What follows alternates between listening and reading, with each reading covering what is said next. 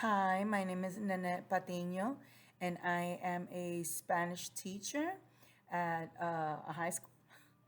And I am so excited about sharing what I learned and what my students learned through this activity. This was a project I was a little bit hesitant about, but it came out to be fantastic. And we learned a lot, my students and I, through this process. And so I just want to let you know what we did, right? So the unit was on aesthetics and beauty.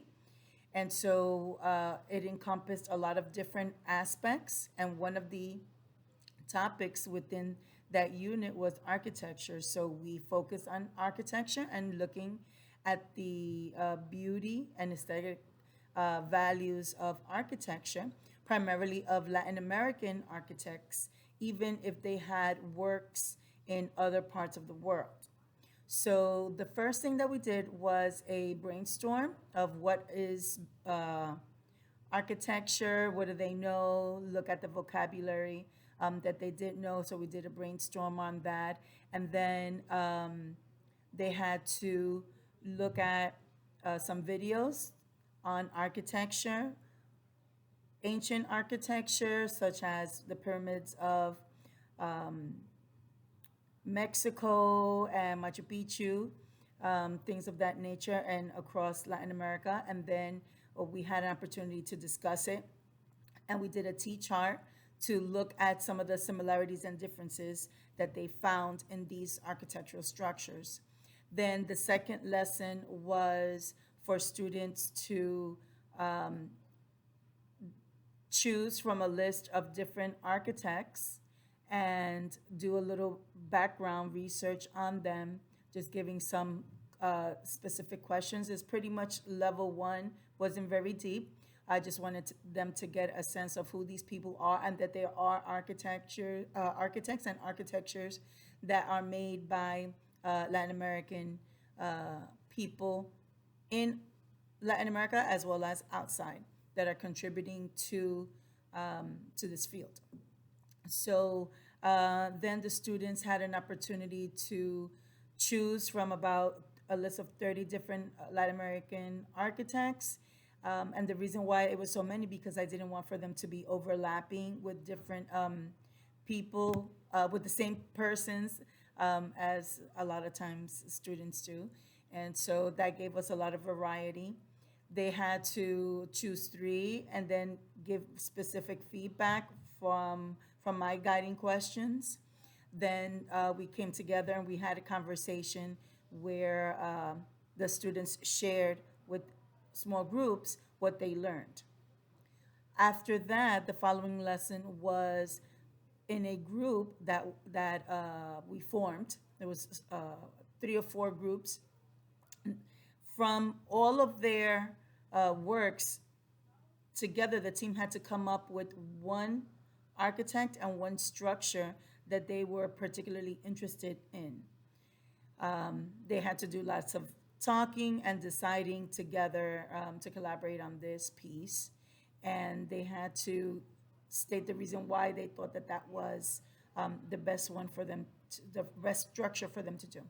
So they did that, and once they made that decision, then they were working on a Tinkercad. So Tinkercad is the actual, oh wait, no, let me step back.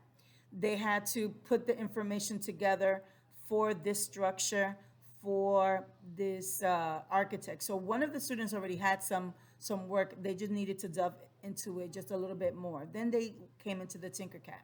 So the Tinkercad is a digital software where the students were able to replicate what the structure was that they chose. And so together they had to build this thing digitally, which was fantastic because a lot of them were like, I don't think I'm going to be able to do this. This is really hard. So the level of rigor, was there.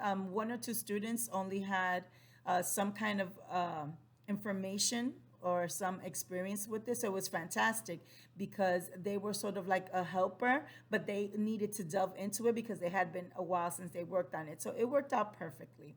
The students worked together, and everyone had to have their hands on this particular work. Then we sent that work on a Google Doc to another teacher. So I want to just shout out my colleague who helped us with the Tinkercad. So the students' 2D version was sent to become a 3D replica, something like this, right? And so they had to create it on the Tinkercad and then submit it, and then it was printed. So once they had that information, they had to make sure that they had the presentation already. They needed to prepare for the presentation, practice doing what they needed to do in terms of practicing their presentation and speaking, and then they were going to be presenting to a group of people outside. So I got an audience from the different parts of the Spanish department, level one, level two, and the other level three students. And they were the audience for my students. I gave them an opportunity to give feedback and just give some constructive feedback as well as positive feedback for the audience that they were in front of, and the students were able to be in the hallway. And so we have language week this week, so the presentations felt perfectly fine at that time, and the students were standing right in front of all of the work that they did, and I put their presentations on a printed copy behind them, so they had them right there. And other people were walking around, and they were able to see what the kids did. Teachers, administrators, their friends. And so even though we had a small group of students giving the audience, other people were also enjoying that. So it was fantastic. And then the last part of their work was to give a reflection. So I gave the students 3 questions, and I wanted for them to respond to them as honestly as possible. And so then I was reading some of their reflections. A lot of the students said that they were nervous about doing it. Some of them said that it was fantastic, that they really worked hard, and that they really learned a lot about this topic that they would have otherwise not been able to understand.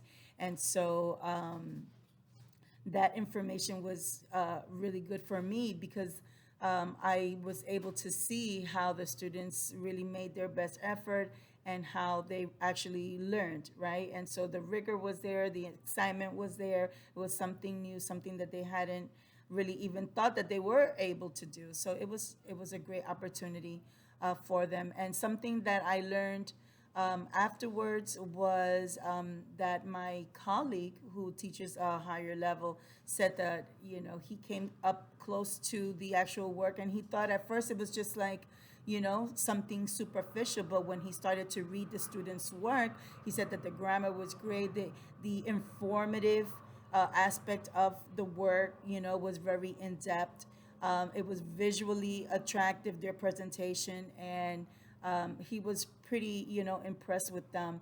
Other teachers have also commented about how well the students were prepared. So, kudos to them also because they really worked hard on it. And so, what you may not see from the work is that all of the audiences, even though they were level 1, 2, or 3, their Spanish was still not very developed. And so I know that it was very different to just give something simple as, okay, my name is so and so in Spanish, or, a simple kind of conversation. This was in depth and very content filled language. And so one of them said, I didn't really understand too much of what you said, but I think it was great. And I saw the visuals. And so I understood, and the students passed around their little 3D, pieces. This is the one I did. But the students, they were engaged and they were excited. And so it was also an opportunity for me to tell the other students, when you come to level 3 Spanish, you're going to be able to do these things. You're going to be able to enjoy and really, dig deep into something that you never knew before. And even if your Spanish is still, in the developmental phases, it's still going to be, your best work to the best of your knowledge and abilities. So this was fantastic.